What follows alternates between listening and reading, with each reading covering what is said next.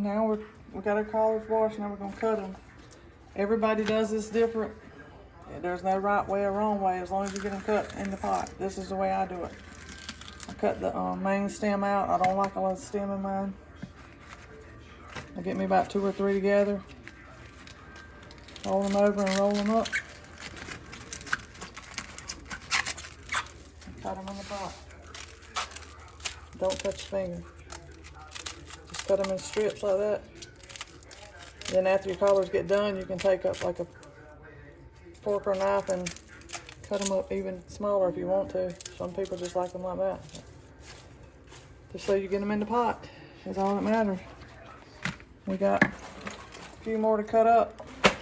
Once I get them in the pot, I'll bring you back and show you how I pressure cook them.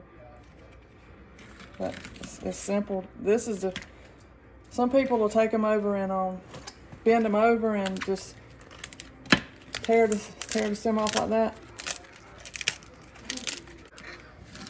And a snap like that. That's true. That's just my preferred way. I don't know which way my mama does it. I never watched her do it, but this is the way Robbie does it. Hey, that's all that matters.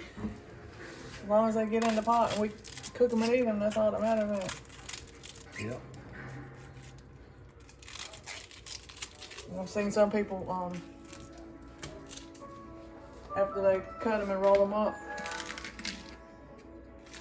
Let me show you. Some people will do it and roll them up and cut them on the board. Mm-hmm. This might be, I don't know which would be the safest as far as your fingers, but we're gonna have a pot full, I know that already, but they'll cook down too. Yep. That's about a full head and a half of the collard. We still got that many more to go. Yeah.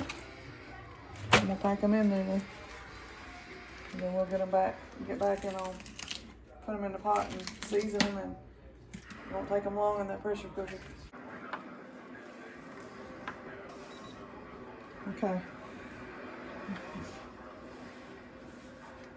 I'll put my lid on. Try them for 35 minutes. And if they're not tender like I like them, then I'll come back, but I'm mash start. That's Michaela's new toy in the background. I'll show you what it does in a minute. You don't have to worry about any of the little valves and all that on this pressure cooker. It's pretty much self-explanatory. Everything on here tells you what to do, but anyway, just basic. It's a pressure cooker. It's dummy proof. Yeah, it's a smart pressure cooker anyway. And it tells you right there it's on, and it tells you the temperature inside. See it, the temperature going up, it went up to 22. It's a really neat pot. I've canned in it too. So I found out that the reason I bought this one, I was watching, I think it's Red Rose Homestead? Lady with a Gadget, something like that. And she did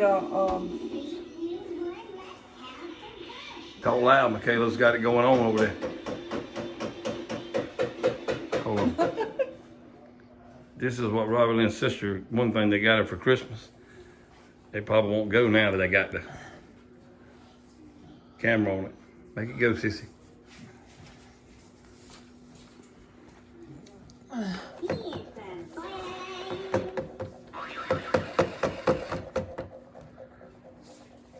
That's what you hear making all that noise in the background.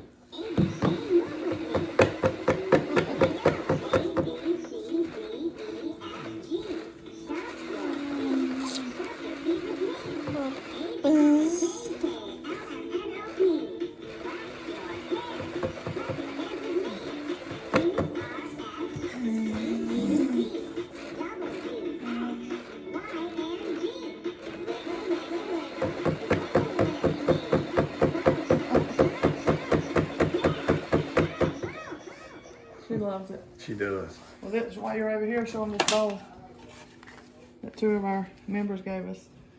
It's called a prayer bowl. It's a hand carved bowl, and it's got these little cards that you can write prayers and blessings that you can write on there.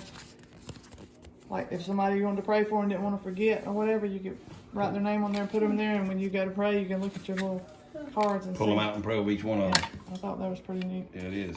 And that old look to it, man. You can It's tell kind of that's- like a dough bowl, but it's, Yep, I don't know who made it, but that was a nice gift.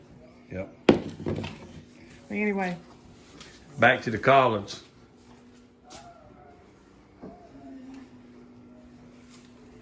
what was I saying? Something about that red. Oh, the reason I got this pot was because of the YouTube. I think she's Red Rose Homestead, Lady with a Gadget. She's got the red hair, and she does all the. She tries everything, all the Instapots and the pressure canners. She does pressure canning and stuff like that. And she tried them all out, and this was one that she really recommended as far as canning and stuff. So that's why I bought this one. And there's an electric canner that she recommended I got too. So when I use that next, I'll show you how that works and how good it is. But I know this does good with collards because I cooked them on Christmas. No, was it Christmas?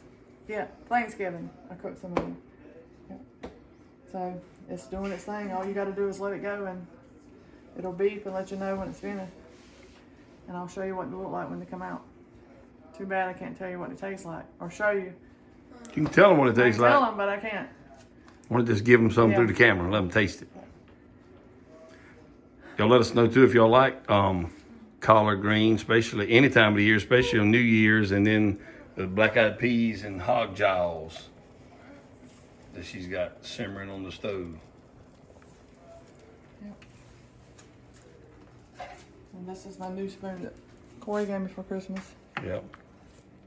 And he gave this little, like a ladle. There was a guy that makes them near where he works. And he bought it for me. Okay, as you can see, the collards are done. Good and tender. Like I was saying earlier, you could take a fork and a knife and chop them up even finer, but I mean, I don't mind them being a little bit. Look good to me. All I worry about is taste. And I'm fixing to put my There's some more than cornbread. cornbread.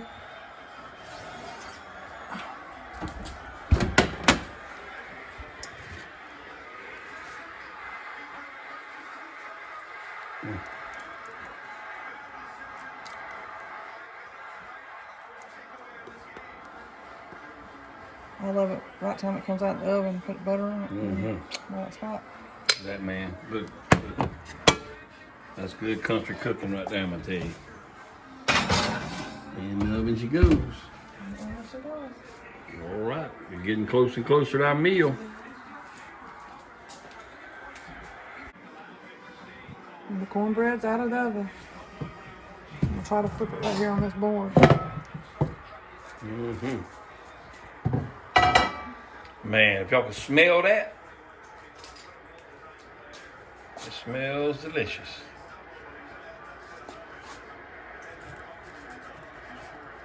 That's the way I like it. Yes, Put some butter everything's on it. smoking. Ooh-wee. And it is time to eat. Time to plate it. Look at that. Mm. Green's my favorite color. I was gonna cook some rice, but I decided against it. I'm just gonna use my cornbread. Black-eyed peas, hog jowls, cornbread. And I'm gonna put some butter on it. Let me get my butter.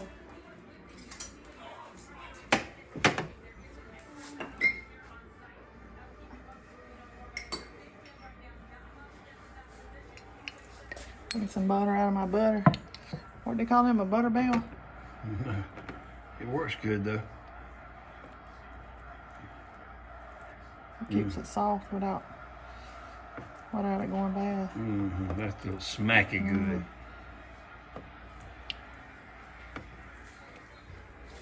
There Look you at go. there. That's our New Year's Eve supper for the We'll night. have some dollar bills and some, is that pennies? Pennies, I guess. And the ham hot, or what you call it, We've, hot? Is it we've been eating this for a long time. It ain't helped us yet. It fills our belly, but it ain't helped with the dollars and the pennies. No. That ain't why we do it anyway, but it's just a tradition. But I like that little butter thing there. Yeah, I like that little butter thing. You got that from Bread Bakers, didn't you? We went to Georgia.